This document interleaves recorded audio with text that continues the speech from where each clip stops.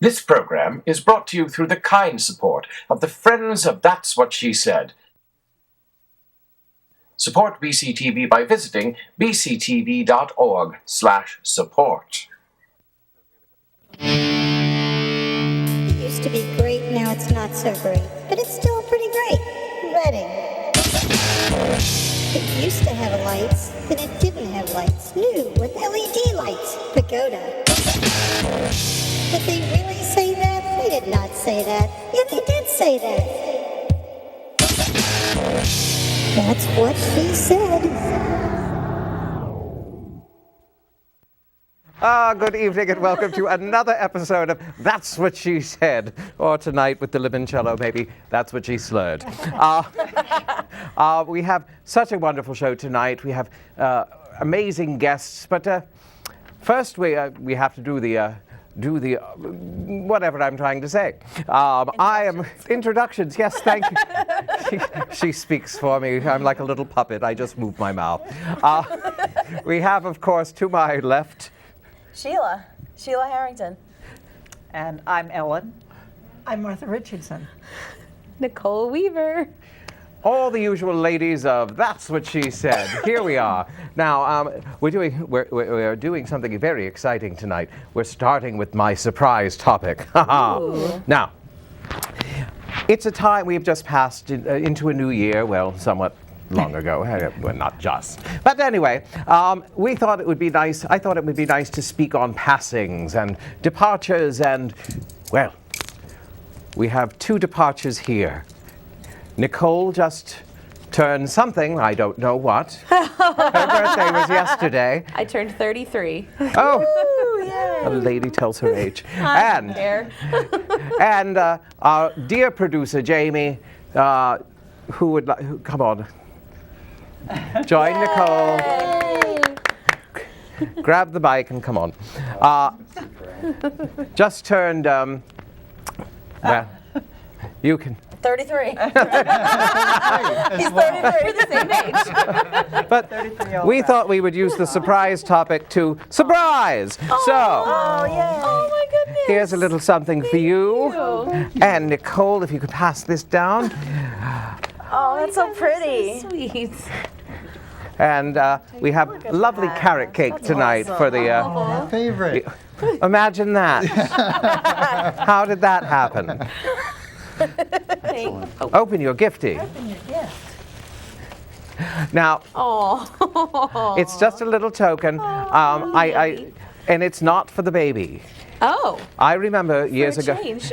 Well, indeed. I remember years ago when I was with child, and there was a point when I didn't want.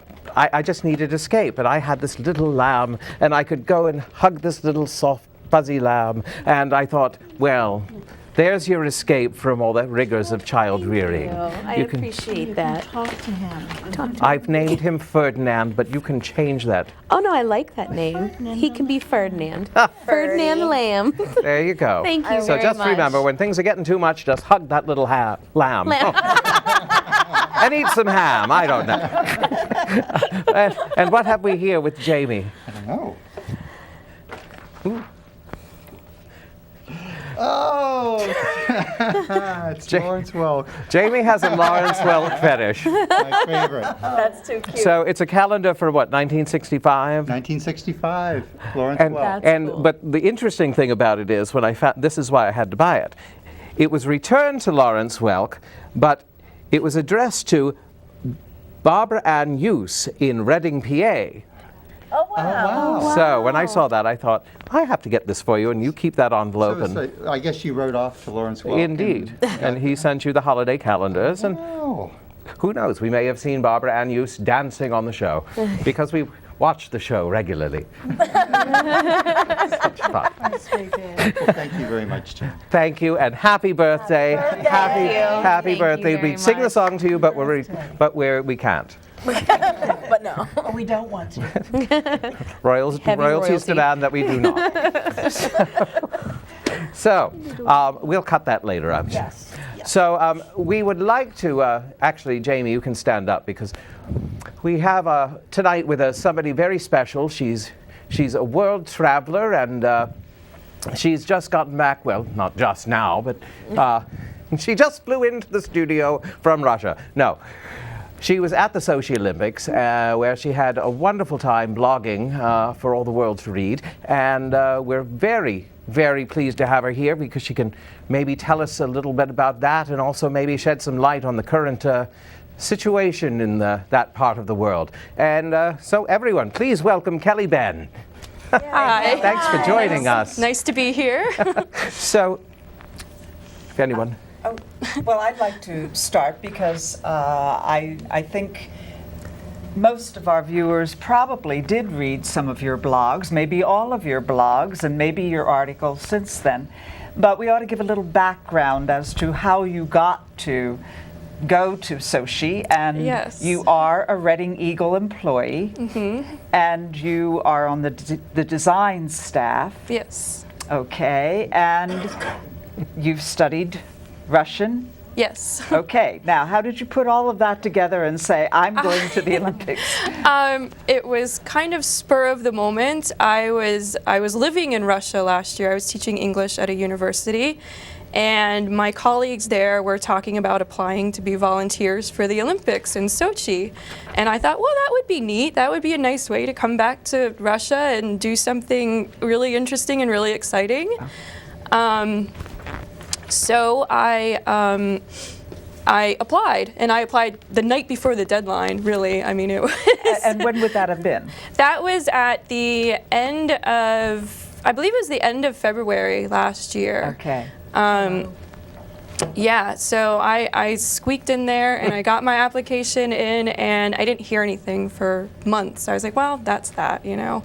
I tried, and then all of a sudden, like in May or June, I started getting emails, and they wanted to interview me, and so... And who's the they? Did you go through the Olympic Committee, or...? It started out with, the application is very comprehensive. I mean, you tell them all of your interests, all of your background. And from what you were saying on the blog, it's in Russian. Actually, my application was in Russian. I found out later that there was English applications. I didn't find this out until I actually got to Sochi, and there was people there who didn't speak Russian. I was like, how did you get through the application? So I slogged my way through this Russian application. Luckily, I speak Russian, so it wasn't too much of a problem, but it would have been easier in English. So yes, my application was in Russian, and that's how I did it. And so they ask you all of your background, and so they kind of put you where they think you would be best suited. And so from the very beginning, I was interviewing with press operations because that's where my background is. And I did one interview, and they said, we're going to send your information over to Olympic News Service, which is just a different facet of press operations. And they're in charge of they're like the internal news service for the Olympics. And so I was interviewing for the position of flash quote reporter, which meant I would actually be getting quotes from the athletes. Yeah, that sounded harrowing from reading and I just want to mention, if you'd like to call in while we have Kellie here, or anytime throughout the show, it's 610-374. Oh, no, it isn't. It's 610-378-0426. Or you can tweet us at She Tweets to Me. But that sounds harrowing. You mentioned at one point you were on a phone and you were copying down all the quotes. Yes, that was the most stressful thing I think I did, and that only happened at that one venue at the ski jumping. That was the only time I had to do that particular job where people were calling me from the mixed media zone, which is over at the end of the ski jump. I was in the media center, and the other flash quote reporters were calling my cell phone, and I had to take down what they were saying.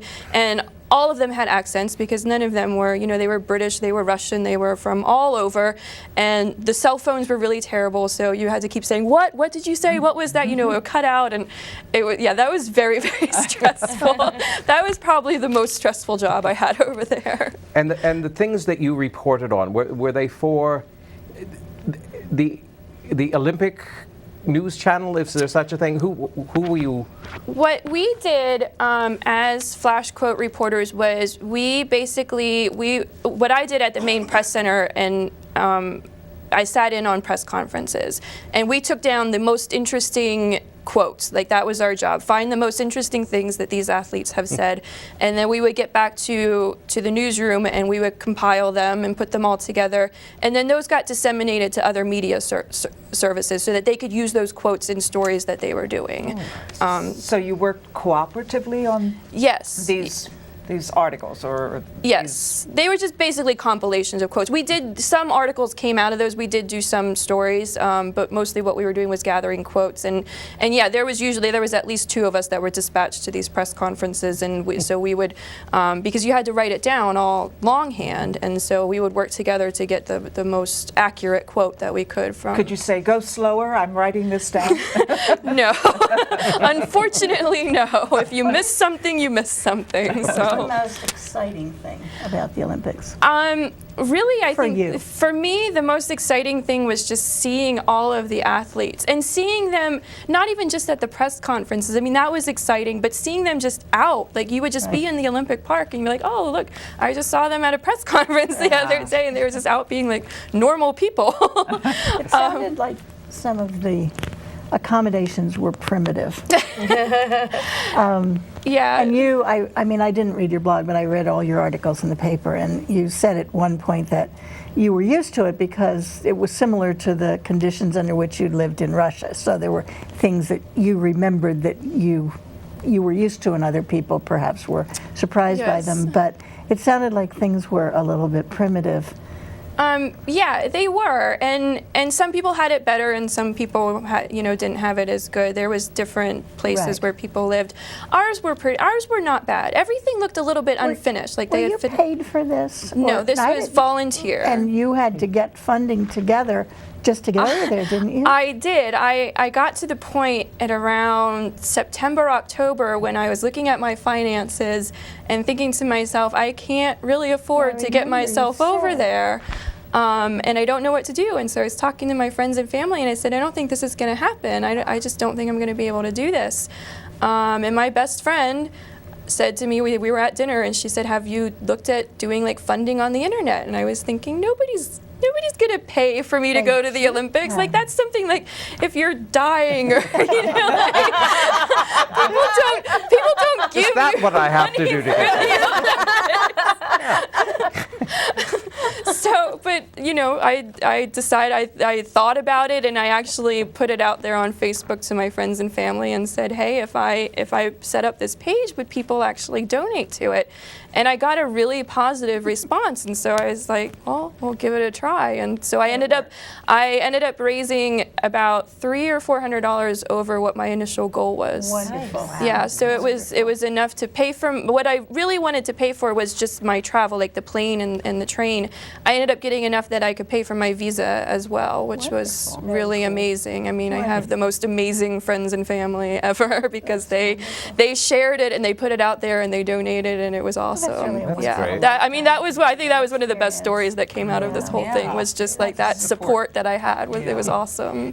May I ask, how expensive is a visa to Russia? Yeah, it was a normal visa within the normal time frame is about $250, I think, was what I was going to pay. I had to pay almost $100 more because I had to get it expedited. Okay. So it was fairly expensive because they didn't get all the information that I needed to get that visa until mid-January, and by that point I was getting a little bit worried about the time frame. Yeah, and so I actually called the company that I went through to get the visa, and I said, do I need to get this expedited? And they said, yeah, I would. So I did.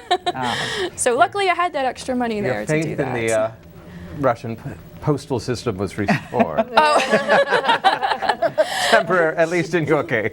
Yes, and Russians don't put faith in their postal system, so I have no fear in telling you it's not a good postal system. Now, having lived over there for some time, do you have any wisdom about the current situation that you can offer us? I don't know know if I have wisdom so much as just my own personal thoughts and feelings Tell us about your- it. yeah. I have spent time in Ukraine as well, just as a tourist, as a visitor. I've spent time in Crimea.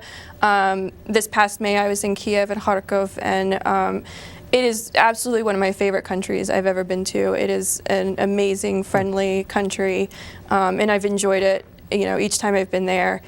And so it was very sad for me when I saw what was happening, especially when it first started happening in Kiev, because I had been there not long ago to see, these places, they were burning, and I was seeing like the square, Independence Square was just on fire, and all the beautiful buildings that I had seen were just being destroyed, and it was just very sad to see that. And now, with Russia's increased presence there and them taking Crimea back and pretty much breaking up the country, and it's a very sad thing for me to see that happen to that country, because I think it's a beautiful country. Do you think this will be another Yugoslavia? I think Yeah, that's a terrible question. Yeah, I think it's very hard to say at this point, and I don't trust the media, the information that we're getting from it. I'm just not sure that we have all of the information. And I've been reading some of the Russian sources. With being able to read both sides, it gets very difficult for me, because I think if I just read the American news or the Western news, I would have one viewpoint of it, but then I read the Russian news and I get an entirely different viewpoint. And I think it's very hard to say at this point what's going to happen. And where do you go to get all of these viewpoints? Oh, there's there are a couple of English language news sources that I go to. There's also there's a lot. There's online that you can find all of the Russian news on there, state sources, independent sources, and so there's. I read an article today that talked about Ossetia. Is that the name of the place in Georgia? Yeah, South Ossetia. That was liberated.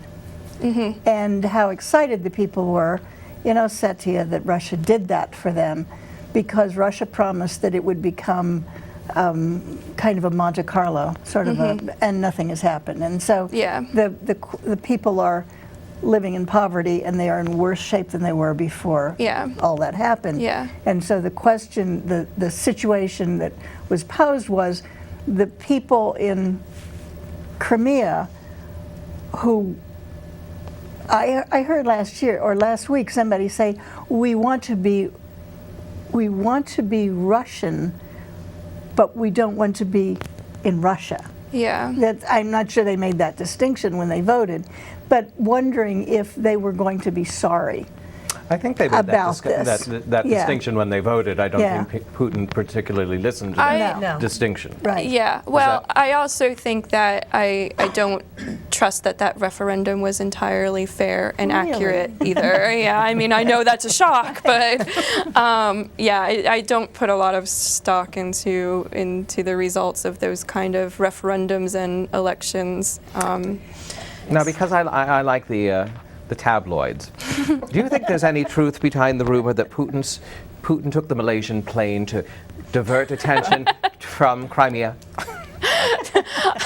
I don't think so. Although he is pretty wily, so I wouldn't put anything past him. Well, it didn't work, did it? No.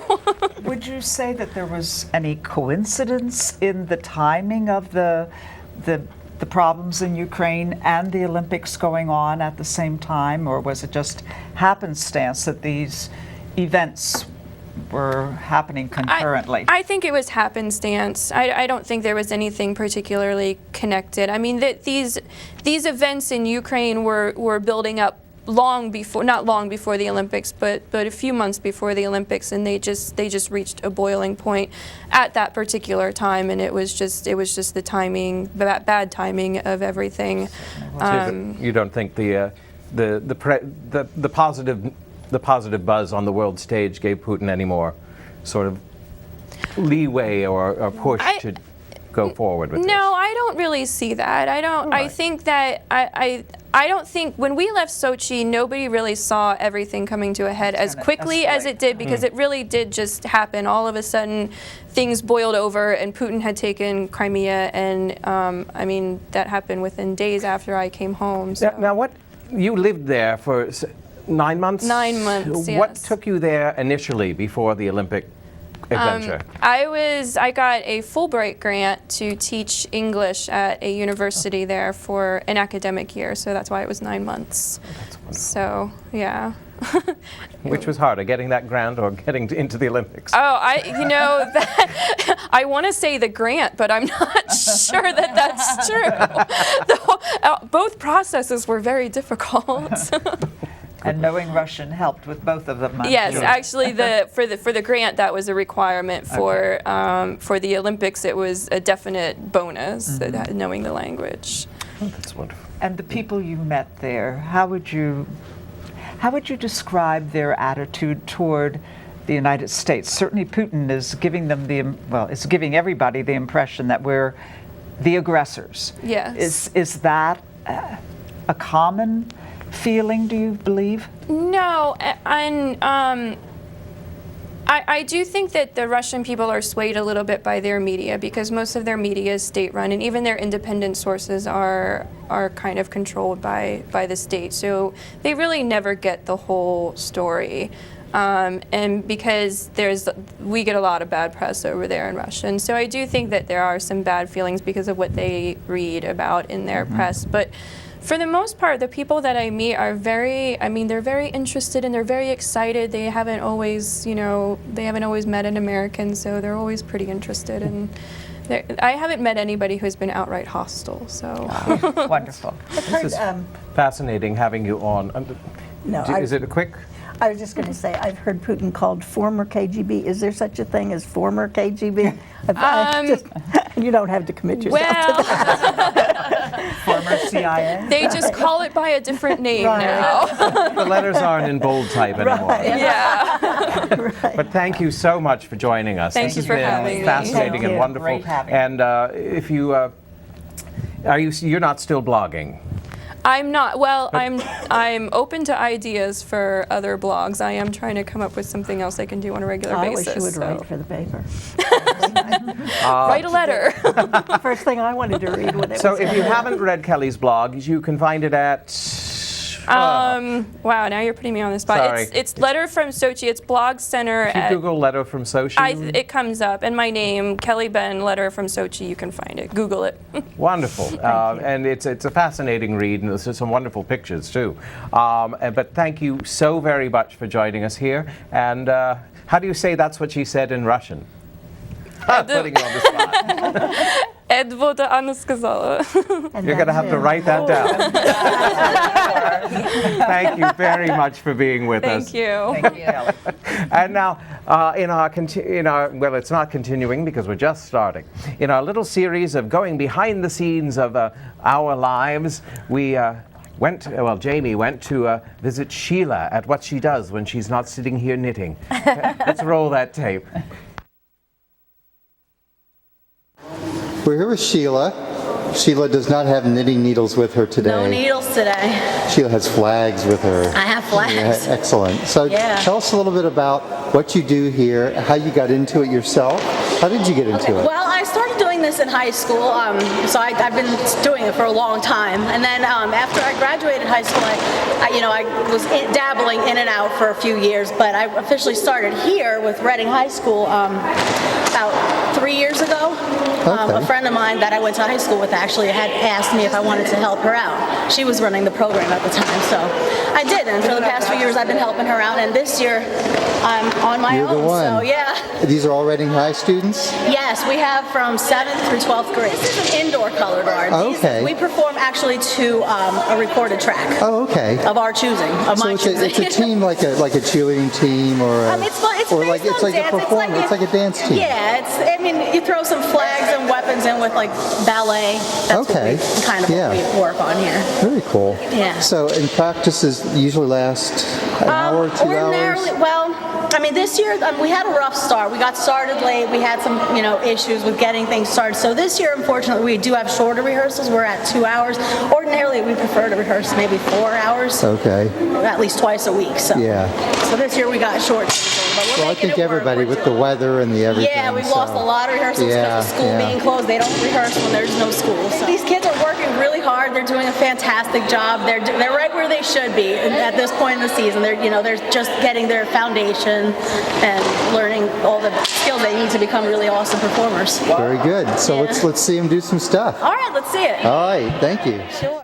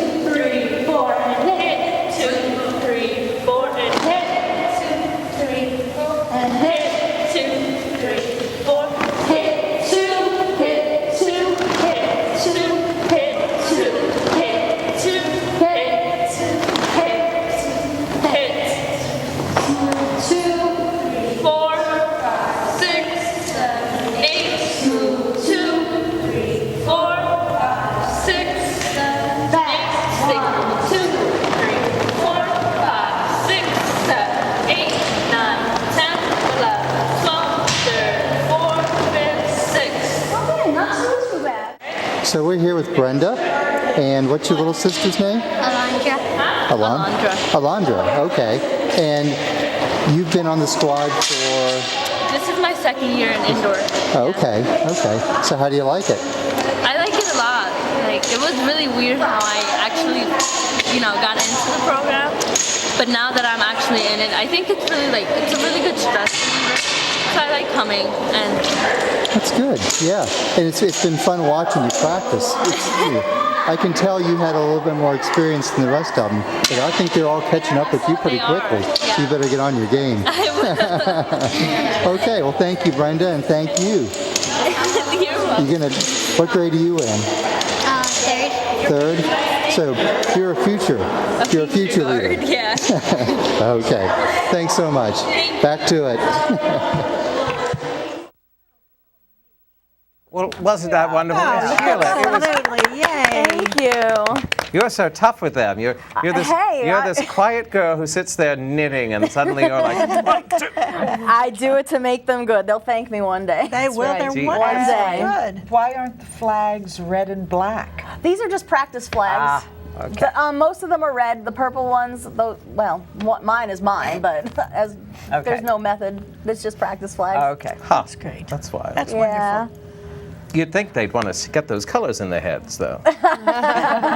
They're trying. Well, we are going to take a little break here, unless anyone wants to. Yeah, we all were like, is that girl in 7th grade?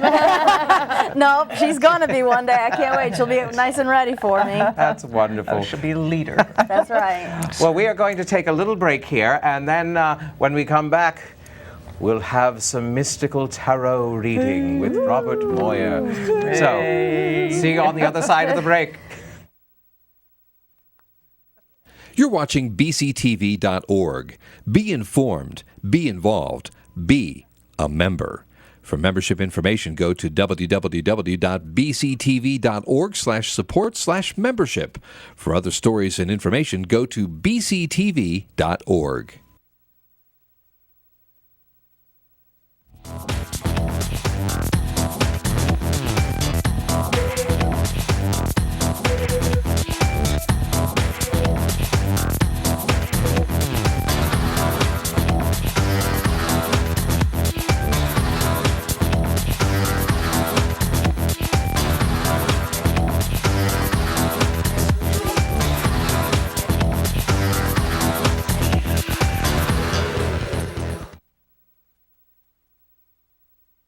We just love that groovy BCTV music.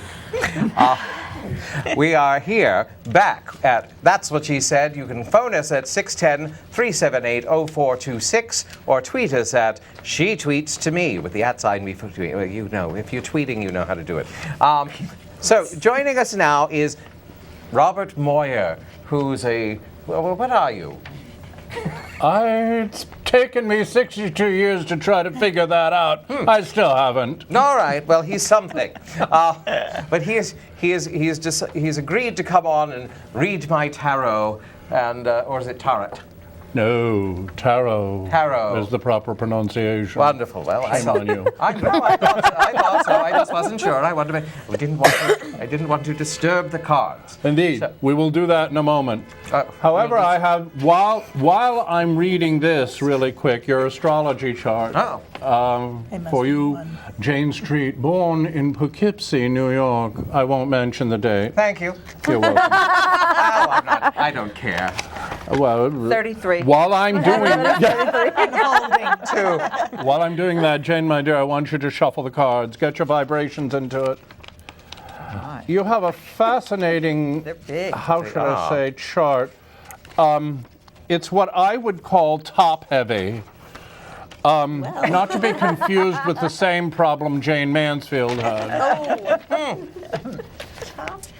Your rising sign is 15 degrees Leo. You love to be the center of attention and you want to appear strong, confident, and dominant. You are very proud of yourself, sometimes quite vain even.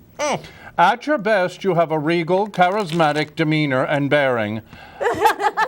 Try not to be such a show-off. Your sun sign is 5 degrees Virgo. Extremely careful and cautious by nature. You value neatness and order above all else except your makeup table. You rigorously say that. You rigorously practice very high standards of living and conduct, and you demand the same of everyone else. I could go on, but I really would like to get into your cards. I will give this to you.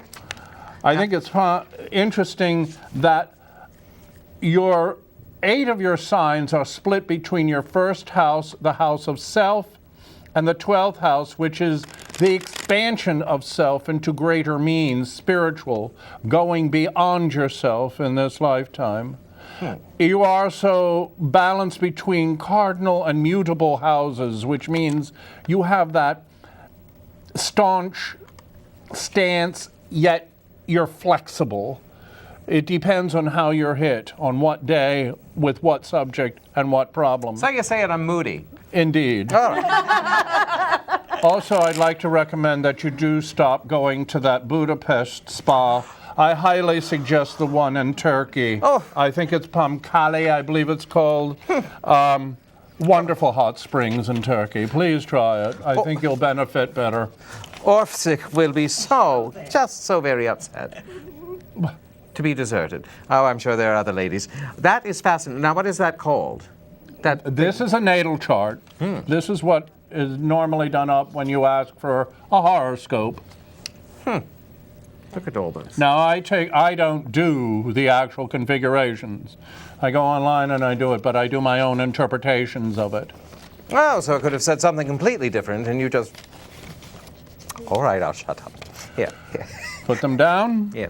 Fan them out in front of you. For all of And those select 7 cards. characters. Love you for all of those characters. Ah! There.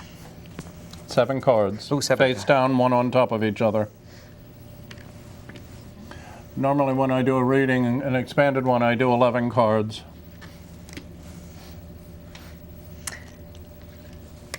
Talk amongst yourselves. Where did you learn to do this? I mean, Bob, where did you learn to do this? Where did you learn to do this? Well, I started when I was 14. A woman who would have probably been considered a witch by today's standards. In actuality, she was a hexerei. Okay. She lived up in the Green Hills area by the name of Hefliger. And she actually was, I think, low order Mennonite or possibly Lutheran Brethren. I was 14. My great-grandmother had passed away. I was hearing her in my dreams, couldn't make out what she was saying. Found out later on that what she was saying was basically what she said to me on her deathbed, which was fascinating. To thine own self be true was basically what she was saying.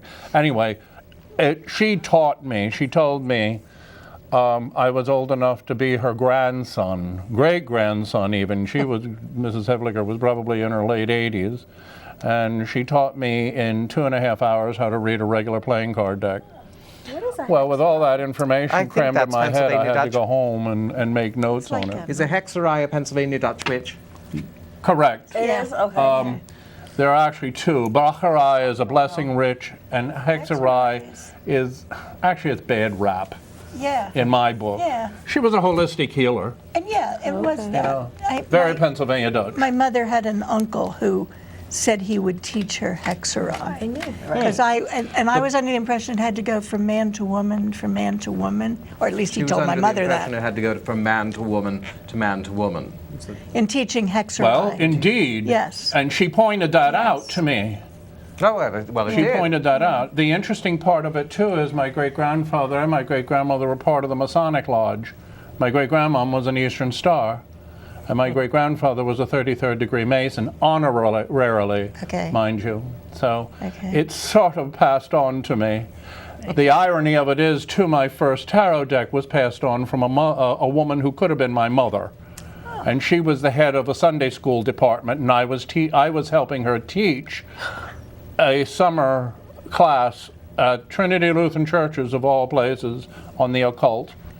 And at the end of the whole thing, she gave me the tarot deck because she was so pleased with what I did. Ah, wonderful. Now, if you notice what I did was I took your cards and I counted back up to the first card. That is very important because that indeed is your significator card, and that is what you are rather going through now, what your state of mind, what you're feeling, what is happening to you.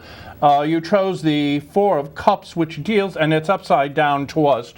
If you were sitting in the traditional position that I usually read for people, you'd be over there and it'd be facing you. It's telling you to be aware of the gifts that you have. Don't be so naive about the gifts and the talents that you have. There's a blessing coming to you, and you need to be aware of that as well. But also be aware of the obvious. You have a choice to make that's crossing your path, and probably what's stumping you right now. You may already know about this choice. I think it's a choice of directions. Yes.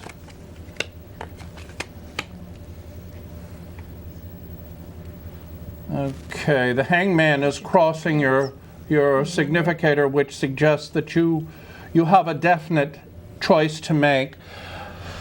Here, there's, how should I say, a contradiction in the card is a contradiction in itself, because right side up, the body hangs upside down. Upside down, the body is right side up, which puts you in a position that you have to make up your mind which way you're going to go, and it usually suggests that you get off the tree and do something about it. Don't hang on it. Do something about it. Granted, your head is in the physical, the material side, but your feet is in the spiritual, okay? So you need to draw from your grounding. Yes, you are going to be unaware of many things that are coming about in your life.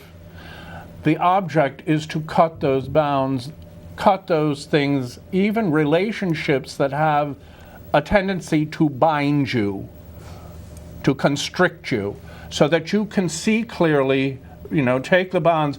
The figure here is not incapable of moving. You have the Eight of Swords here, a figure that stands in the middle. Let's see if I can show this, because I think it's significant. There we go. A figure that stands in the middle of a number of swords. Swords is the suit of thought, according to Carl Jung, all right, who also read tarot, fascinatingly. So you're not stranded. You can move. There is spiritual grounding around you with the water. The sky is rather beautifully blue. There's someone that's coming into your life very soon that I would say that they're galloping into your life, probably from the past, and I would say to be very, very mindful of the messages he may pass to you. There's a great deal of passion and excitement about the news that he wants to share with you. I do feel it's a male. It could be a very forceful and dominating female. However, they are not older than you. Okay? Well, that's easy. All right. No, I'm not easy. How dare you? We hardly know each other. I pick up things. Notice the pyramids. Oh, yes. Here, there is an interesting concept with the pyramids. Whenever they show up in a card, it usually suggests a karmic connection, ancient past life connections. Okay.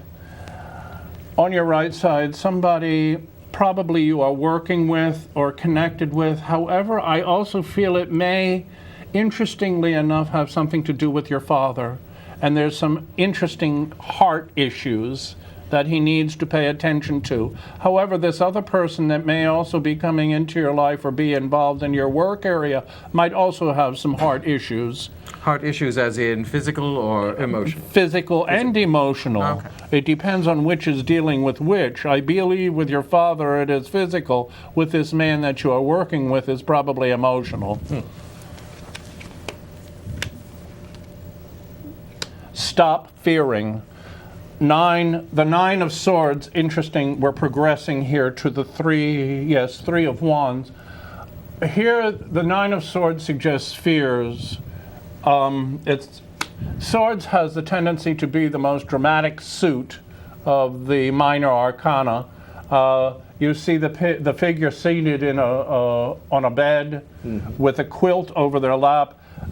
Obviously a nightmare, and the swords form a ladder going upward. Use your thoughts as a progression to step upward and move your thoughts upward higher.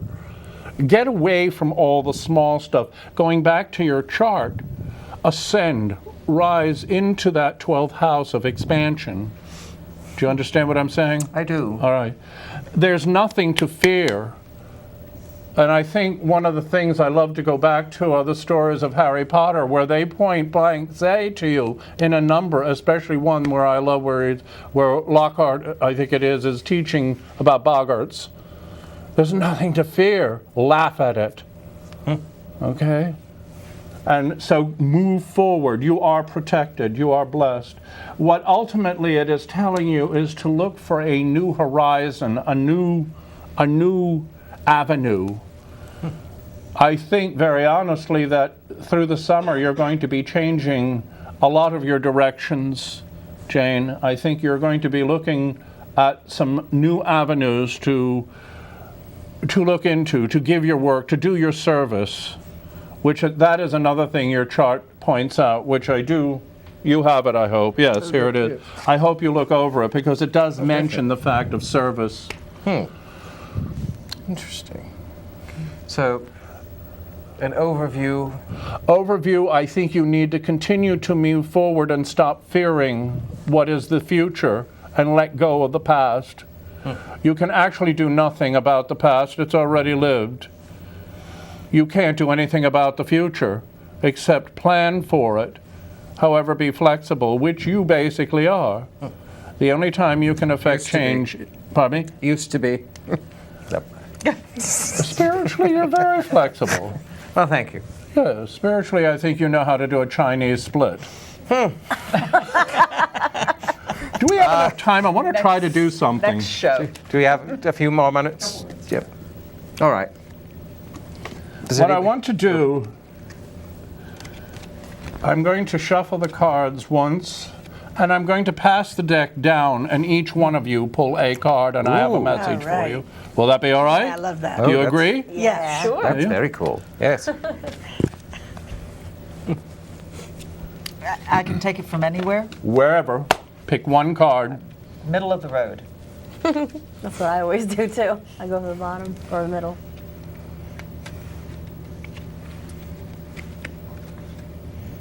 I'm stuck. Sorry. I believe you have a wand. Oh no, you have a sword. Interesting. Ellen has a sword. She has the 6 of Swords. That means a trip, an inevitable trip coming up. Hey. Stop fearing the outcomes or the complications. I'm not. There will be complications, Of course. but don't fear it. Thank you. All right? I'll keep that in mind. Thank you. You are always one, Martha, that you're always picking up other people's problems. You're not a sponge, but you're picking these problems up and sorting them out. It's time for you to stop. You need to look at your own thoughts and your own situations and stop worrying about other people's. Okay? Hear that, Barry? Her husband's off camera. Do it yourself. Whoa. Be very careful, my dear, of a man who's riding a dark horse. They are obsessive, and they probably are going to be asking you for money. Do not agree to anything. I don't have this money. You know that. Half the men you're dating, is that it? No. Oh, she's dating. That's how rumors get started. she's past the dating period. Oh, my. Does that mean you're pitted? Never mind. Who's next? Wonderful. That is the supreme balance, okay? It is the spiritual balance, nothing in excess, temperance, all right? Go out and smash some bars and tell them. Yes. No. No. Okay. Sorry. Just consider balance in all aspects of your life, including health. Sheila is the most balanced person that I know. Yeah. She's spread it. She is the word. Spread it. She is the definition of even keeled. That's a fact. That's true. She is. Know that the dude on the dark horse, they're at a standstill. There's no way you can get that horse to move, so don't even try. You're the one that needs to move and move away from him. Okay. Did you know she's an ag teacher? So she'll be around lots of horses. All right. Yeah. Right. Thank And you, do it. Bob. Does anyone have any questions for Robert? What is it? I'm Fascinating. yeah, I'm a little bit. Had any like, questions for you? flabbergasted. Yes? I'll try to hear. I'll translate. I'll yell it too. I don't know. I'm so overwhelmed right Yeah, now. I'm like just- I'm sort of processing my own thing here. Yeah, that was pretty cool. Know that with the reading, many times it isn't that immediate. You might have to wait a few days, even a week, sometimes even a month for these things to kind of fall in place. I try not to be too generalized. You know, I don't, that's the one thing I hate about, excuse me, newspaper horoscopes. They're too generalized. I enjoy doing a natal chart out for people because there's more specifics. You hit it right on the head for me. Yeah. And there's a lot of information even in this. All right. I'm told by our birthday producer that we must move on. Fine. But I thank you so I much. thank you, dear. Yes, Thank you. Thank you for the invitation. Thank you very much. That was quite wonderful. Thank you. And now we're all going to switch our seats. Musical chairs. Yes. Here we go. Am I going back? Yes. Okay. All righty. Oh. I can stay right where I am? All right, I'm Oh, going we're to stay staying here. where we are. Oh. Well. Oh my goodness. That was. It's wonderful. I can't wait to read that chart. We should have him do one for all of us. Yeah, I would love to have mine done. I've just volunteered you to do one for all of us, Bob. Whoa, yes. Oh, I forgot about this. We had very exciting. Where's my purse? There it is. In the Berks Country section, there was a piece on Stephanie Kurtz, who is a student of Nicole's. They highlight they highlight young ag leaders, and she said some very lovely things about Nicole. She's a wonderful student. She's a senior this year. It's a series that Reading Eagles started last year, and they've continued into this year, where we pick out some of our best and brightest in our programs from the ag schools in Berks County, which is Twin Valley, Tulpehocken, Ole Valley, Kutztown, and Conrad Weiser. So we switch up each week, and so Stephanie was an easy choice to have featured in that one. And she's a wonderful girl. She's very witty. She's a great sense of humor. She's done such great things for our program, and she's just a great young lady. And yeah, to have that right there is just very flattering. Indeed. And how wonderful that must feel to have a student praise you as she does, and that must be a wonderful feeling. I suspect they've done good things for their program because you're a Penn Stater. Go Penn State. But yeah, I mean, you don't go into education for the accolades. Right. If you go into education, you think that you're going to be praised. Passionate you about probably it. need Right. a job. Well, indeed, But that's why every it's so once in a special while, when it does happen. Yeah, every indeed. once in a while, they show that appreciation, and she's a great kid. I mean, she gets things in a way that not a lot of people her age do. And last year, I remember when she was a junior, I was overwhelmed with a bunch of things. When you do good work, they go, here's more, and here's more, and here's more. And she came up to me and she goes, Mrs. Weaver, you just got to say no. She's like, you got to demand respect from the man. I went, Stephanie, that's brilliant. Words to live by. The guy on the horse. Exactly. Luckily, she's in one of my classes this year, so when that horse comes up, she'll tell me to stop. She has your back. That's right. There you she go. does. Now we have about 4 minutes left of the show, so we had so many more topics to go on to, but do we have anything before, so we don't miss it, do we have anything we need to announce coming up? Any plugs or concerts? Jazz Fest. Oh, and I would like to announce that this Sunday at 3 o'clock, the Reading Philharmonic Orchestra will have a free concert. All of our concerts are free, but a free concert at Lincoln Park Community United Methodist Church. And we're calling the concert Spring Fall.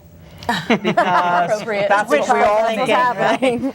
And one of the highlights of the concert will be Charlie Adams is going to be our guest.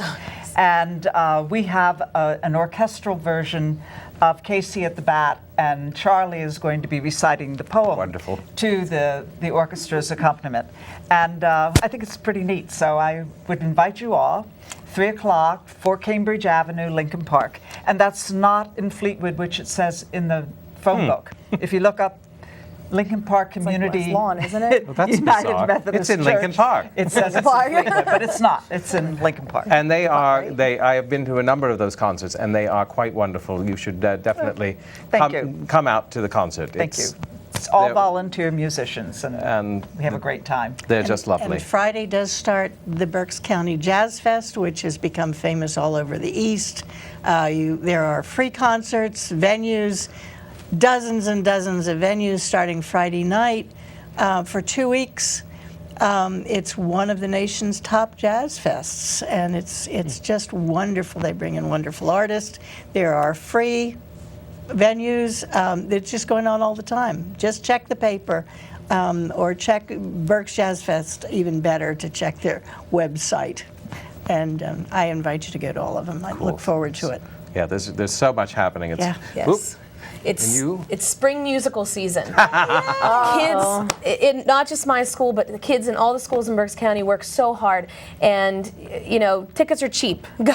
Go make a date night of it. Go see them. Especially come see Twin Valley's production of Disney's Beauty and the Beast. It's April 4th, 5th, and 6th, which is a Friday, Saturday, Sunday. Please come. The kids have worked so hard. They're so talented and great. They would love to have a packed house, and we would love to see you there. And they are lovely kids. They are wonderful. Our friends, They're my Kirk heart. works with them during the fall session, and he speaks very highly of them. Despite myself, I love them.